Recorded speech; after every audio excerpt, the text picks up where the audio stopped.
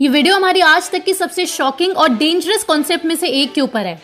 ये ऐसी चीज, ऐसे जहर के ऊपर है जो आप लोगों के आसपास भयानक गति से रोज फैलता जा रहा है और इनफैक्ट आप लोग रोज उस जहर को खा भी रहे हैं। जी हाँ, खुद खा रहे हैं और अपने बच्चों को भी खिला रहे हैं और इतने भीषण तरीके से फैल चुका है कि आज आप लोगों के पास जहर खाने के अलावा ज्यादा चॉइसेस नहीं बची और इसका परिणाम हम सब बहुत तेज गति से बढ़ते हुए कैंसर और अलग अलग बीमारियों के रूप में देख रहे हैं। और वो जहर है फर्टिलाइजर, पेस्टिसाइड्स, इंसेक्टिसाइड्स, हर्बिसाइड से भरे हुए क्रॉप्स और उनसे बना हुआ खाना।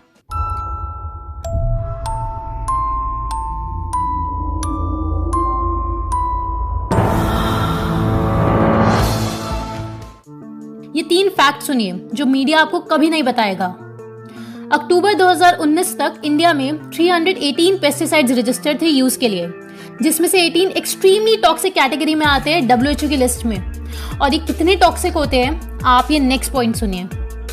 NCRB के डेटा के हिसाब से इंडिया में 1995 से लेकर 2015 तक 4,41,918 लोगों ने पेस्टिसाइड्स खाकर सुसाइड किया, क्योंकि ये बेसिकली है ही जहर और यही हमारा भोजन भी बन रहा है। WHO के आंकड़े के हिसाब से दुनिया भर में साल 1990 में करीब 10 लाख लोगों को अनइंटेंशनली यानी गलती से पेस्टिसाइड पॉइजनिंग हो गई थी। ये एक साल का आंकड़ा है 10 लाख का। और यही नहीं, 1990 में इस 10 लाख के अलावा 20 लाख इंटेंशनल पॉइजनिंग भी हुई थी, यानी खुद को ही जहर दिया कुछ किसानों ने। यानी टोटल 30 लाख एक साल में पेस्टिसाइड पॉइजनिंग का शिकार हुए। ये डेथ्स का आंकड़ा नहीं है, पॉइजनिंग का आंकड़ा है। WHO की इस रिपोर्ट को 30 साल हो चुके हैं और इन पेस्टिसाइड्स बनाने वाली कंपनीज का गवर्नमेंट पर इतना ज्यादा कंट्रोल हो चुका है कि आज की तारीख में ऐसा कोई डेटा निकाला नहीं जाता।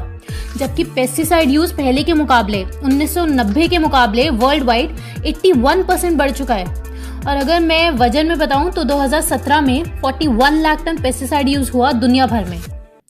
आपके ब्रेड के लिए जो गेहूं है उसमें, आपकी रोटी में, आपके फ्रूट्स में और यहाँ तक कि आपके पानी में।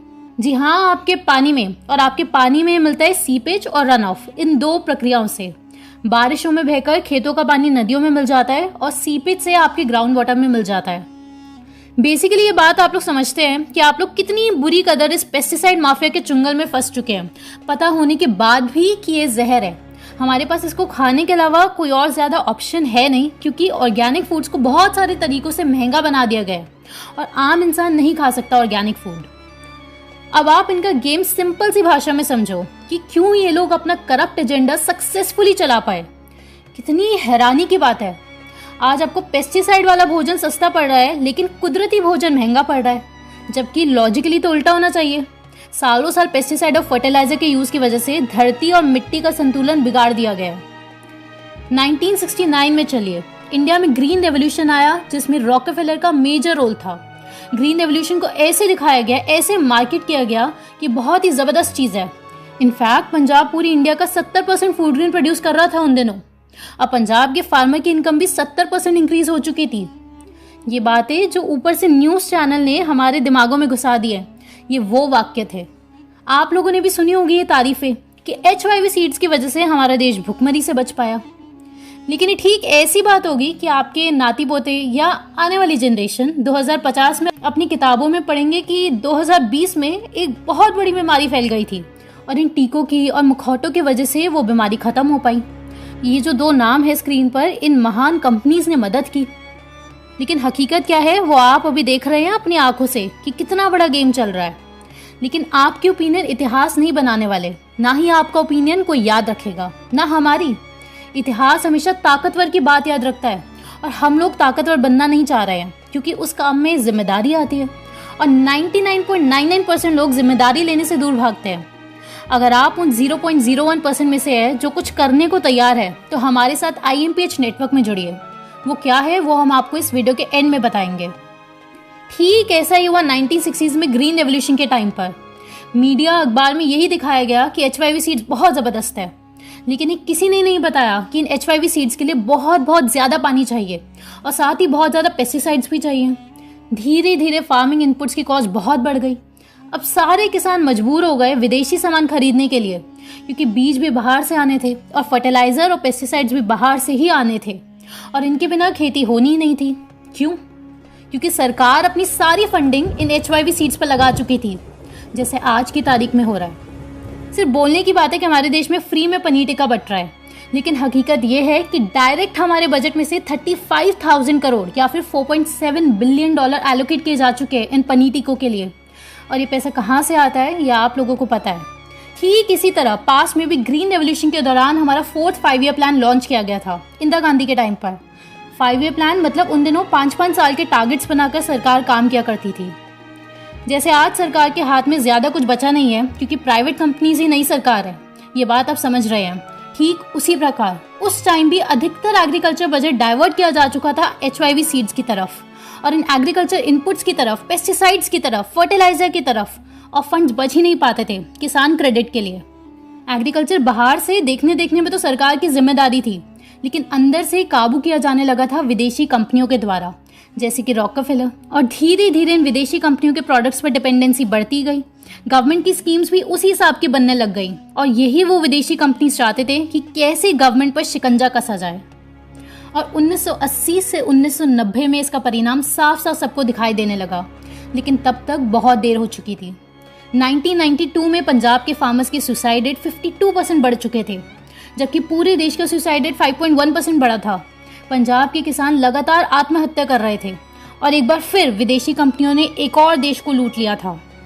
1990 में देश की कितनी बुरी हालत थी वो आज हर किसी को पता है, लेकिन उस टाइम भी लोग समझ नहीं पाए थे कि हम 1947 में जब आज़ाद हो चुके थे तो फिर से 1990 में यह अचानक क्या हुआ। क्योंकि आज़ादी के बाद सबने सपना देखा था एक विकसित देश बनने का, लेकिन सपना देखकर उसको पूरा करने के लिए जगना होता है और नींद टूट जाए ये हम लोगों को पसंद नहीं आता। और कुछ महान लोगों ने सबको जगाया, लेकिन उनको एक एक करके मार दिया गया।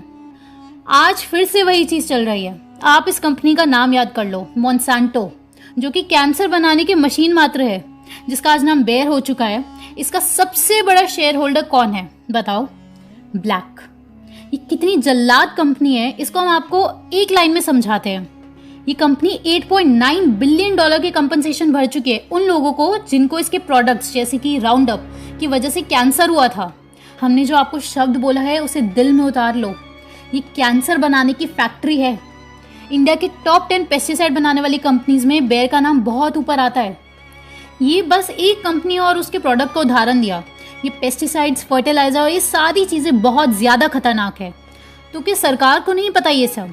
और पता है तो बैन क्यों नहीं कर रही ये सब? या फिर सरकार सबको बीमार रखना चाहती है ताकि प्रोटेक्शन के बहाने हम पर राज कर सके? क्योंकि वेल एस्टैब्लिश्ड फैक्ट है कि केमिकल से एडल्ट्स को तो छोड़ो, बच्चों को भीषण नुकसान होते हैं। मेंटल ग्रोथ पर, फिजिकल ग्रोथ पर बहुत ज़्यादा नुकसान होते हैं। हाँ, या फिर ये सब बातें हम झूठ बोल रहे होंगे। यही बचा लास्ट ऑप्शन। राजीव दीक्षित जी बिल्कुल सही कहते हैं। कोई भी सरकार हो वो बस लुटेरों की कंपनी है और कुछ नहीं। सरकार के जरिए लोगों की मेहनत लूटी जाती है। Cheap labour, salary cut, high indirect tax के थ्रू, महंगा पेट्रोल, महंगा सिलेंडर, चालान, मिनिमम वेजेस लेबर के कितने कम है? क्योंकि कैपिटलिज्म थ्राइव्स ऑन एक्सप्लॉयटेशन। इसका समाधान क्या है? कैसे इस बिकाऊ मीडिया की दुनिया में हम सच बाहर लेकर आ सकते हैं? इसका समाधान खूब सारा ज्ञान इकट्ठा कर लो, ये नहीं है। इसका समाधान रोज घर घर जाकर लोगों को सच बताओ, ये भी नहीं है, क्योंकि ये बहुत ही स्लो प्रोसेस है। 150 करोड़ लोग हैं हमारे देश में। इसका समाधान सड़कों पे उतरकर प्रोटेस्ट करो, वो भी बहुत बहुत अधूरा बना दिया गया है, क्योंकि जब मर्जी होगी तब तालाबंदी कर दी जाएगी। इसकी आदत सबको लगवा दी गई है। तो घर से बाहर निकले तो आपको देश और इंसानियत का दुश्मन दिखा दिया जाएगा और आपके अपने ही आपसे दूरी बना लेंगे। टीवी में दिखाया जाएगा कि ऐसे लोगों को जेल में होना चाहिए, क्योंकि भाई बाहर तो बीमारी फैल रही है ना। इसका समाधान हजारों किताबें पढ़ लो और लोगों को समझाओ कि वो भी पढ़े, ये भी नहीं है। हर किसी को कहो कि चरक संहिता कंठस्थ कर लो, ये भी नहीं है। सबको बोला जाए राजीव दीक्षित जी की किताबें पढ़ो, ये भी नहीं है, क्योंकि अब तक तो आपको समझ जाना चाहिए कि अधिकतर लोग आलसी हैं। मरना पसंद करते हैं लेकिन मेहनत पसंद नहीं करते। लेकिन जैसे भी है भारतीय और वो लोग हमारी जिम्मेदारी हैं। इसका समाधान है कि हमें भी ठीक वही तरीका इस्तेमाल करना है जो अंग्रेजों ने अपना झूठ फैलाने के लिए किया, लेकिन सिर्फ तब तक जब तक गेम बराबरी पे ना जाए, और उसके बाद उन तरीकों को जलाकर फेंक दो। और वो तरीका है साइकिक ड्राइविंग का और गैस लाइटिंग का। जी हाँ, साइकिक ड्राइविंग, जो 1960 से MK अल्ट्रा प्रोजेक्ट से इस्तेमाल की जा रही है और आज उसका भयंकर रूप सबको दिख रहा है। वो लोग अपना झूठ इसलिए फैला पाते हैं क्योंकि उनके पास आज की तारीख में न्यूक्लियर हथियार से भी बड़ी और ताकतवर चीज है, और वो है आपके दिमाग तक पहुंचने का तरीका। आपके दिमाग के अंदर घुसकर उसमें जो मर्जी हो वो बातें डाल देने का तरीका। ये चिप आपके शरीर में लगाने की जरूरत भी नहीं आज उन लोगों को, क्योंकि वो लोग मनोविज्ञान पर बहुत मेहनत कर चुके हैं, और ये किया जाता है मीडिया की मदद से। 24/7 एक ही बात अलग अलग माध्यम से आपके अलग अलग सेंस ऑर्गन्स में डाली जाती है, जिससे वो बातें तर्क की दुनिया से बहुत दूर चली जाती हैं, जहाँ तर्क का कोई महत्व नहीं होता, क्योंकि वो बातें आपकी रीढ़ की हड्डी में घुसाकर आपका चरित्र बन जाती है, यानी कि आपके प्रिमिटिव ब्रेन में घुसा दिया जाता है और आपके लिए वो मंत्र बन जाता है। और वही मंत्र आज सिद्ध हो रहा है इस बीमारी के नाम पर, और इन बातों को कहा जाता है सिग्निफिकेंट स्टेटमेंट्स, यानी कि आपकी दुनिया का सच, जिसके आगे तर्क काम कर ही नहीं सकता। अब सॉल्यूशन क्या है? जो समस्या है वही समाधान है बस। इसके लिए आप लोगों को मिलकर हमारे साथ आना है, वो भी घर बैठे बैठे। आपको हिलने की जरूरत भी नहीं है। ऐसा प्रबंध बनाया जा चुका है क्योंकि तालाबंदी कभी भी की जा सकती है, इसलिए ये ट्रेनिंग सिर्फ ऑनलाइन है। और इस आखिरी समाधान का नाम है IMPH, informal media power house. ये प्रॉपर कंप्लीट मीडिया नेटवर्क है। इसकी खास बात कि इसमें से वीडियो डिलीट नहीं हो सकती। ये एग्जैक्टली ब्लॉकचेन टेक्निक पर आधारित है। जो जानकारी एक बार यहाँ आ गई वो कभी डिलीट नहीं हो सकती, फिर चाहे डॉक्टर बिस्वरूप की वीडियो हो, या फिर डॉक्टर तरुण कोठारी की, या फिर डॉक्टर विलास जगडाले की, या हमारी, या फिर आप में से जिसका भी यूट्यूब चैनल है उसकी भी वीडियो डिलीट नहीं हो सकती। और खास बात यह है कि ये यूज करता है उनके सबसे बड़े हथियार का, यूट्यूब का। इस IMPH में पैसों का भी जिसका इशू है वो भी पूरी तरह से खत्म हो जाएगा। इसको बच्चा, बूढ़ा, आदमी, औरत कोई भी इस्तेमाल कर सकता है और कोई भी हमसे जुड़ सकता है। हमारी टीम ने एक एक डेटा, एक एक स्टैटिस्टिक्स, एक एक रिसर्च पेपर, एक एक अवेलेबल इन्फॉर्मेशन को यूज करके कुछ ऐसी ट्रिक्स डेवलप की हैं जो हम आप सबको बताना चाहते हैं। पूरा फ्रेमवर्क तैयार है। आप में से जो भी हमसे जुड़ना चाहता है वो हमें व्हाट्सएप करे द फाइनल गेम इस नंबर पर। लिंक डिस्क्रिप्शन में भी दिया हुआ है, क्योंकि ये आखिरी गेम है। और अगर ये पूरा सक्सेस हो गया, अगर आप लोग जुड़ गए, तो असंभव है दुनिया की कोई भी नकारात्मक ताकत का टिक पाना। दोस्तों, जो ये नई बीमारी फैली हुई है जिसके बारे में बात करते ही चैनल उड़ा दिया जाता है, उससे रिलेटेड बहुत ही जबरदस्त एक्सपोजर एक चैनल कर रहा है। चैनल का नाम है डॉक्टर येलो। या आपके सामने उस चैनल की वीडियो आ रही है, आप यहाँ क्लिक कर लीजिए। आप लोग हर हाल में इस चैनल को देखिए, आप शॉक हो जाएंगे कि क्या क्या चल रहा है आपके पीठ पीछे।